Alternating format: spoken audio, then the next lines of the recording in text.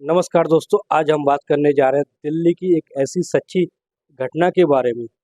जो एक लड़की होती जिसका नाम होता है सीमा, और जो एक 75 साल के बुजुर्ग से संबंध बनाती है, और वो संबंध इस मजबूरी में बनाती है। तो दोस्तों, हम आगे की कहानी आपको बताएंगे।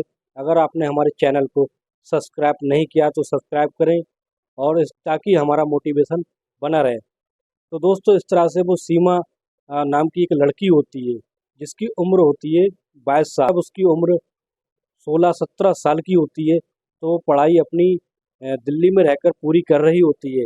उसके बाद उसकी जो ग्रेजुएशन कंप्लीट हो जाता है, उसका परिवार इतना ज़्यादा सक्षम नहीं होता है कि वो दिल्ली की जो लड़कियां होती हैं वो अपने पैरों पर खड़ा होना जानती हैं और आत्मनिर्भर होती हैं। गांव की लड़की जो होती है, पढ़ाई लिखाई करने के बाद उनकी शादी करा दी जाती है। लेकिन दिल्ली की लड़कियां जो होती है वो आत्मनिर्भर होती है, अपनी फैमिली के लिए कुछ कमाना जानती हैं, सपोर्ट करना जानती हैं। तो इसी तरह सीमा भी एक ऐसी लड़की थी, बहुत ही ज़्यादा खूबसूरत लड़की थी। उसे देखने के बाद हर कोई उसे देखता ही रहता था। वो इतनी ज़्यादा लोगों से मिलनसार लड़की थी कि उसकी आंखों में नशीलापन था, और जो उसका बदन था, उसकी बदन से एकदम महक आती थी। तो दोस्तों, एक दिन ऐसा होता है, वो लड़की अपना ग्रेजुएशन कंप्लीट कर लेती है। सीमा जब अपना ग्रेजुएशन कंप्लीट करने के बाद एक छोटी मोटी नौकरी की तलाश करने लगती है। अपना जो रिज्यूम बायोडाटा बनाती है, बायोडाटा बनाकर प्राइवेट कंपनी में सबमिट कर देती है। प्राइवेट कंपनी में सबमिट करने के बाद जब उसे कोई रिस्पांस नहीं मिलता है, तो वो ऐसी ही छोटी मोटी कंपनी, ऐसी छोटी मोटी नौकरी में लग जाती है, जिससे उससे घर घर का खर्चा और गुजारा चलने लगता है। तो दोस्तों, फिर क्या होता है, उसका डेली का रूटीन होता है। उसकी जो शिफ्ट होती है, शिफ्ट जो होती है सुबह 9 बजे से लेकर शाम के 7 बजे तक होती है। और इस तरह से दोस्तों, अ, वो डेली ही अप डाउन करती है। बस से आना जाना होता है उसका, और वापसी में दिल्ली की जो मेट्रो होती है, उस मेट्रो के द्वारा आती है। तो दोस्तों, एक एक बार ऐसा होता है, जो सीमा होती है वो अपना जो सफ़र कर रही होती है, अपनी सुबह के लिए जब निकलती है कंपनी जाने के लिए, तो उससे पता नहीं होता है कि उसके पीछे 75 साल का बुजुर्ग आदमी उसका पीछा कर रहा होता है।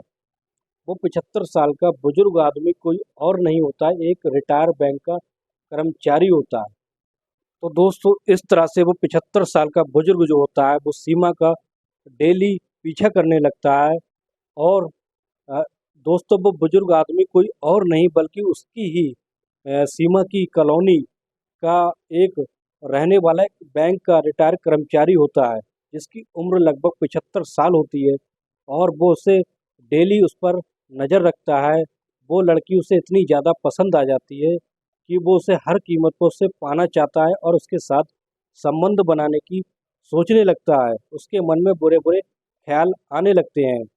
तो दोस्तों, ऐसा ही होता है, जब सीमा जो होती है वो बस में जाती है और उसको डेली अपने पीछे देखती है, तो उसको इग्नोर नहीं करती है, बल्कि उस पे नज़र रखती है कि वो आखिर क्या चाहता है व्यक्ति। वो समझती है कि हो सकता है कि ये भी कहीं कोई नौकरी करते हों, कहीं जाते हों। तो दोस्तों, एक दिन ऐसा होता है, कंपनी से सीमा को बहुत डांट पड़ती है किसी काम ना होने की वजह से। तो वो सीमा जो होती है, वो इतनी ज़्यादा स्ट्रेस में होती है, इतनी ज़्यादा परेशान होती है। तो बुजुर्ग आदमी वहीं पर बस में जाकर उसको देखता है कि वो बहुत ज़्यादा परेशान है। और जो मोहनलाल उसे देखता है, रिटायर बैंक का कर्मचारी होता है जिसका नाम मोहनलाल होता है। तो मोहनलाल उसको जाकर देखता है और उससे पूछता है कि बताओ बेटी, तुम्हारा तुम इतनी ज़्यादा परेशान क्यों हो?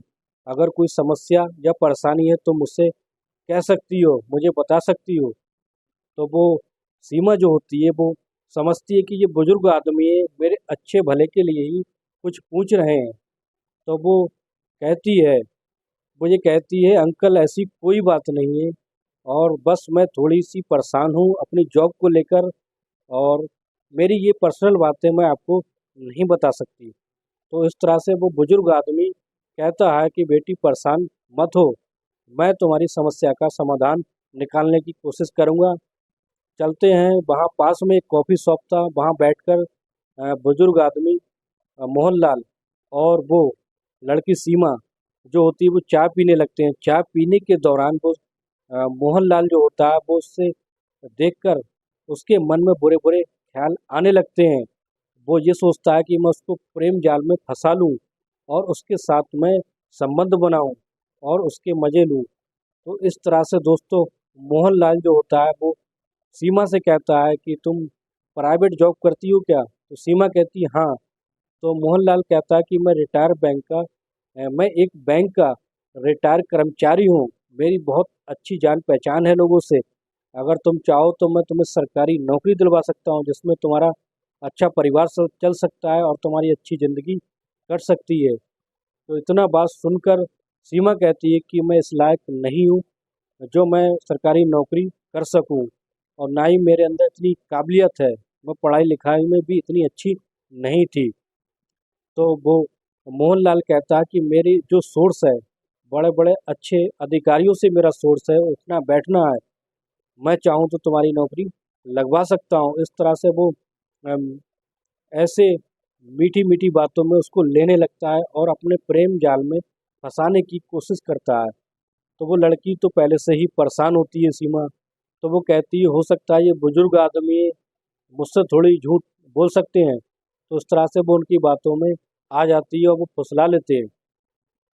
तो एक दिन ऐसा होता है दोस्तों फिर धीरे धीरे उनकी मुलाकात बढ़ने लगती है और वो डेली 4-6 दिन या एक हफ्ते के अंतराल में वो कॉफ़ी शॉप पर जाते हैं और इस तरह से वो उनकी बातचीत होने लगती है इस जॉब को लेकर। और वो यही बात कहता है मोहनलाल कि मैं तुम्हारी परेशानी को समझ सकता हूँ और तुम्हें अच्छी नौकरी दिलवा सकता हूँ अगर तुम चाहो तो। तो फिर सीमा उसकी बातों में आ जाती है और कहती है कि मुझे क्या करना होगा। तो फिर वो मोहनलाल होते हैं वो जो कहते हैं कि तुम्हें कुछ पैसों का इंतजाम करना है जिससे मैं तुम्हारी अच्छी सी जॉब लगवा सकूं। तो सीमा कहती है कि मेरे पास तो इतने पैसे नहीं हैं। अगर मेरे पास इतने पैसे होते तो मैं ये प्राइवेट नौकरी क्यों करती। तो और मेरे घर की स्थिति भी सही नहीं है ये। और जो बुजुर्ग आदमी था मोहनलाल वो उसकी आंखों में देख रहा था, उसके होंठों पर जब वो बातें कर रही थी उसकी होंठों पर देख रहा था और इस तरह से उसके अंदर जो है वो काम की वासना जाग रही थी। वो बुजुर्ग आदमी जो है रिटायर होने के बाद उसकी कॉलोनी में बिल्कुल अकेला रहता था क्योंकि वो रिटायर था और वो इसलिए अपने घर में सिर्फ अकेला रहता था। उसके परिवार वाले उसके साथ नहीं रहते थे। तो दोस्तों इस तरह से सीमा कहती कि मेरे पास पैसे नहीं हैं। तो फिर बुजुर्ग आदमी मोहनलाल कहता है कि अ, चलो मैं कोई ना कोई समाधान निकालता हूँ। इस तरह से दोनों अपने अपने घर पर चले जाते हैं। जब फिर अगले दिन मिलते हैं तो मोहनलाल फिर यही बात कहता है क्या तुम्हारे पास पैसों का कोई इंतजाम हुआ। तो सीमा कहती कि मेरे पास कोई इंतजाम नहीं है और मैं बहुत ही ज़्यादा परेशान हूँ। तो मोहनलाल कहता है कि अगर तुम्हारे पास पैसे नहीं हैं तो मैं तुम्हारी जॉब लगवाने के लिए मैं सारे पैसे दे सकता हूँ लेकिन तुम्हें मेरा एक काम करना होगा। तो सीमा बड़ी हैरानी से पूछती है कि क्या काम करना होगा। तो जो मोहनलाल होता है वो कहता है कि तुम्हें मेरे साथ शारीरिक संबंध बनाना होगा, तुम्हें मेरे साथ एक रात बितानी होगी। तो फिर सीमा जब ये बात सुनती है तो सुन के दंग रह जाती है कि ये बुजुर्ग आदमी 75 साल का है। वो उससे इस निगाह से देख रहा था, उसको सिर्फ हवस की निगाह से देख रहा था। तो फिर सीमा भी ज़्यादा परेशान होती है, फिर किसी तरह से उसकी बात को मान लेती है। फिर अगले ही दिन सीमा उसके बुजुर्ग आदमी मोहनलाल के घर पर पहुंचती है और पहुंचने के बाद फिर वो वहीं पर मोहनलाल के साथ रात बिताती है और दोनों इस तरह से शारीरिक संबंध बनाते हैं। और जो मोहनलाल होता है वो इस तरह से उसकी भरपूर जवानी के मज़े लेता है क्योंकि सीमा जो होती है अभी अभी बिल्कुल नई नई जवान हुई होती है और वो अपनी परेशानी में आकर ये सब काम करने लगती है। और मोहनलाल इतना ज़्यादा खुश हो जाता है क्योंकि उसने अपनी बातों में उसको फंसा लिया था और उसके मज़े लेने लगा था। फिर इस तरह से दोस्तों धीरे धीरे 1 दिन, 2 दिन, 3 दिन, 4 दिन ऐसे लगातार कई दिनों तक वो उसका शोषण करता रहा और उसके साथ शारीरिक संबंध बनाता रहा और ये कहता रहा कि आज वो अधिकारी नहीं आए थे, उनसे मेरी बात नहीं हो पाई है, इसलिए मैं तुम्हारे डॉक्यूमेंट नहीं दे पाया और जैसे ही वो अधिकारी आ जाएंगे मैं तुम्हारी नौकरी लगवा दूंगा और सारा खर्चा मैं दूंगा। इतना है, वो ऐसी बात रोज करता रहता है। ऐसा करते करते उसको लगभग 1 साल हो गया था और वो इस तरह से उसका पूरा शोषण कर रहा था।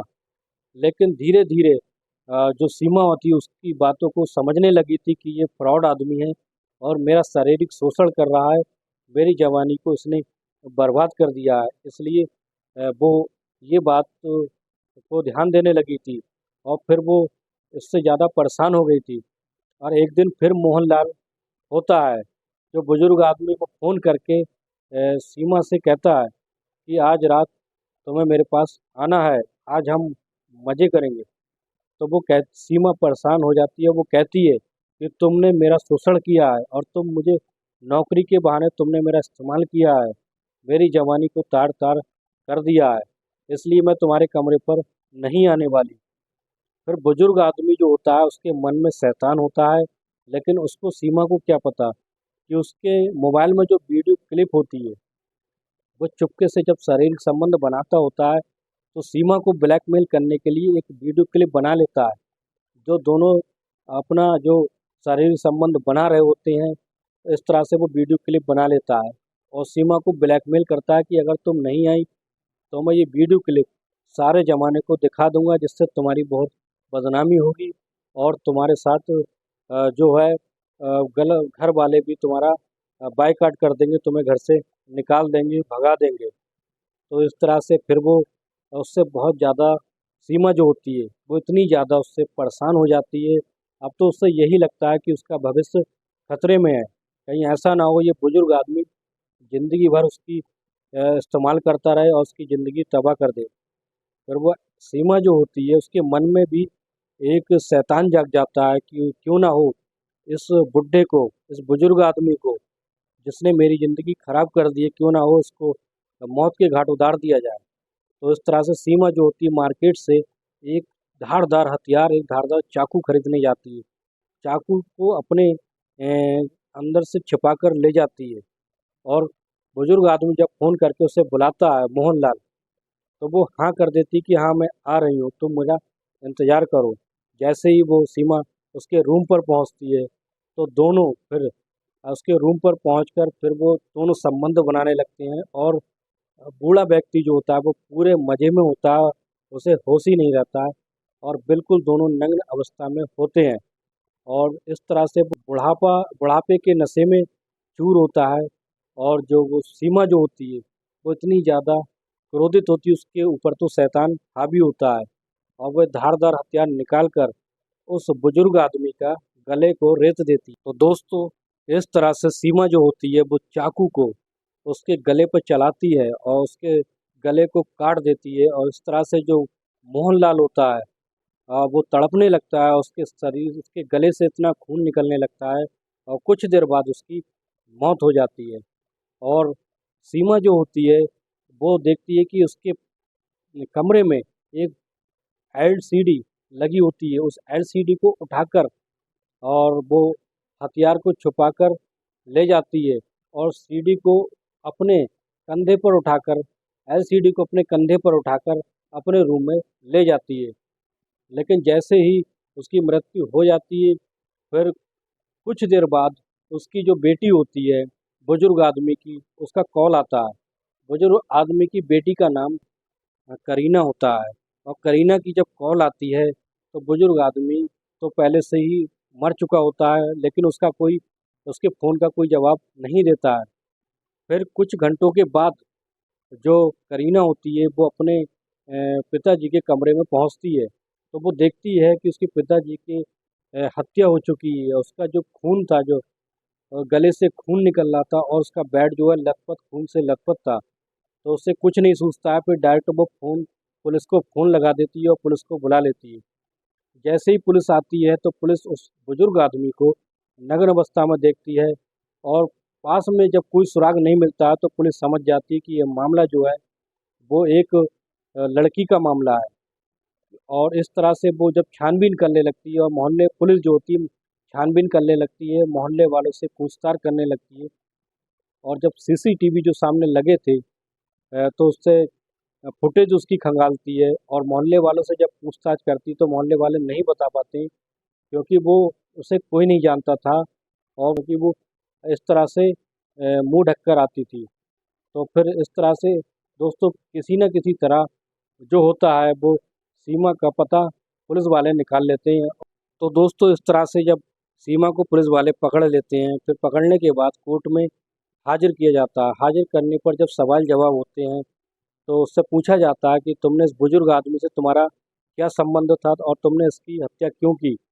तो सीमा कहती है कि ये मेरा शोषण लगभग 1 साल से मेरा शारीरिक संबंध बना रहा है और मुझे एक वीडियो बनाकर मुझे ब्लैकमेल करता था और मुझे नौकरी दिलाने का झांसा देकर इसने मेरी ज़िंदगी खराब कर दी थी और रोज़ाना मुझे बुलाकर मुझे मुझसे शारीरिक संबंध बनाता था और मैं इतनी ज़्यादा परेशान हो गई थी इसलिए मैंने ये कदम उठाया था। तो इस तरह से फिर जज साहब जो होते हैं उसका बयान सुनते हैं और सुनने के बाद फिर उसको अपने हिसाब से सज़ा दे देते हैं। तो दोस्तों कैसी लगी हमारी स्टोरी कमेंट बॉक्स में ज़रूर बताएं।